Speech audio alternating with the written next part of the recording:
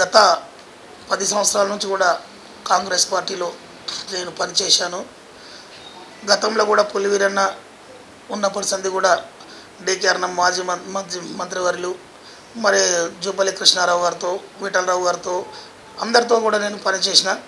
మరి అది గుర్తించి ఇప్పుడు కాంగ్రెస్ పార్టీ ప్రభుత్వంలో వచ్చినాక నన్ను గుర్తించి మా ఎమ్మెల్యే గారు ఎన్ఎం శ్రీనివాసరెడ్డి గారు నన్ను జాతీయ మార్కెట్ వ్యవసాయ దానికి నన్ను వైస్ చైర్మన్గా ఈరోజు నియమింపజేసినందుకు ప్రత్యేకంగా ఫస్ట్ మా ఎమ్మెల్యే గారికి ధన్యవాదాలు తెలుపుతున్నాను. మరి మా మీద ఒక బాధ్యత పెట్టిండు. రైతుల శ్రేయస్సు కొరకే కాంగ్రెస్ పార్టీ పనిచేస్తుందని కూడా అందరికీ తెలియజేస్తున్నాము. ఒక రైతుకు ఈరోజు సేవ చేసే భాగ్యం మాకు దొరికినందుకు కూడా ప్రత్యేకంగా రైతులకు అందరికీ కూడా మరి ధన్యవాదాలు తెలుపుతున్నాము. ఇక రైతులకు ఈ మార్కెట్లో వసతులు ఏమున్నాయి అనే దాని మీద నిన్ననే మేము కొంతమందితో విలేకరులతో చర్చించి మాట్లాడడం కూడా జరిగింది. ఎందుకంటే రైతులు ఇక్కడ వచ్చినప్పుడు వాళ్ళకు ఫుల్ ఫెసిలిటీ ఏమీ లేవు. వాళ్ళకు బాత్రూమ్స్ కానీ, ఇక్కడ పండుకోవడానికి కానీ, ఇక్కడ వాళ్ళు తినడానికి కానీ, ఇక్కడ గతంలో కూడా అక్షయ పాత్ర అని చెప్పి అన్నం పెట్టడానికి కూడా ఒకటి ఓపెన్ చేసిండ్రి. అది కూడా మరి ఈరోజు బంద్ అయింది. దాని మీద కూడా అధికారులతో చర్చించడం జరిగింది. మరి అది మళ్ళా ప్రతిష్ట చేయాలని చెప్పి, రైతులకు ఇక్కడ భోజనం ఎప్పుడు ఉండాలని చెప్పి, ఇక్కడ రైతులు వస్తే పండుకోవడానికి ఉండాలని చెప్పి ఈ గోడౌన్స్ కూడా కొన్ని కిరాయికి కూడా ఇవ్వడం జరిగింది ఇక్కడ మార్కెట్ యార్డ్లో. అవి కూడా మరి ఈరోజు రైతులకు అందుబాటులో ఉండేటట్లు చర్య తీసుకుంటామని కూడా తెలియజేస్తున్నాము.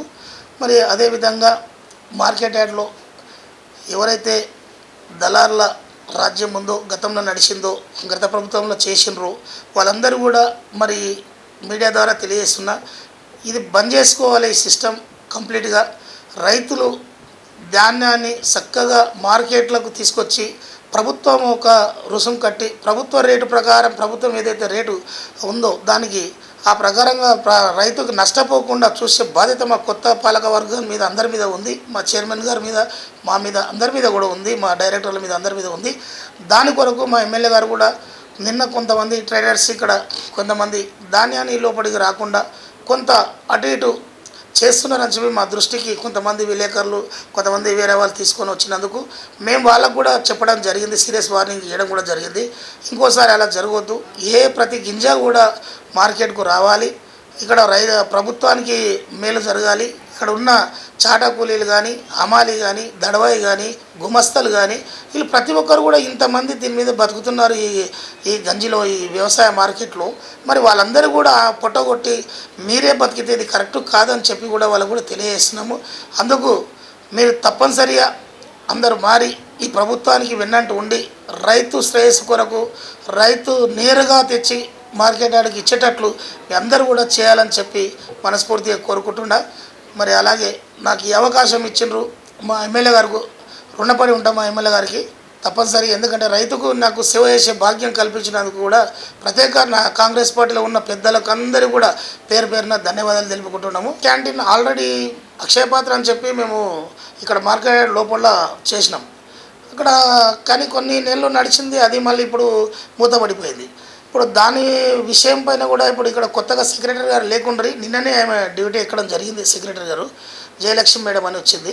మరి ఆ మేడం దగ్గర కూడా మేము చర్చ చేయించాలి అని అనుకుంటున్నాం. ఇప్పుడు చైర్మన్ గారు కూడా వచ్చినాక ఇద్దరం కలిసి మరి చర్చించి రైతులు, ఎందుకంటే ఇప్పుడు రాబోయే సీజన్ స్టార్ట్ అవుతుంది. ఈ నెక్స్ట్ దసరా నుంచి స్టార్ట్ అవుతుంది. ఇక్కడ దసరా నుంచి స్టార్ట్ అయితే వాళ్ళకు అన్నం బయటికి పోకుండా టిఫిన్స్ కానీ ఇక్కడనే గతంలో క్యాంటీన్ కూడా ఉండేది. ఇక్కడ ఆ క్యాంటీన్ కూడా ఇక్కడనే లోపలనే మార్కెట్ యార్డ్లో నిర్ణయించి పెట్టాలని ఒక ఆలోచన చేస్తున్నాము.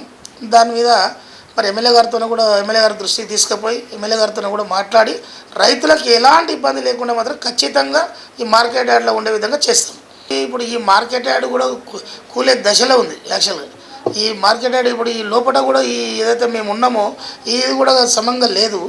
మరి మార్కెట్ యార్డ్ గతంలో ఇది కట్టాలని చెప్పి ప్రపోజల్ పంపిస్తే వాళ్ళు చేస్తామని చెప్పినారు. అది అంతవరకే ఆగింది. ఇన్స్ట్రుమెంట్ వేసిండ్రు, అంతవరకే ఆగిపోయింది.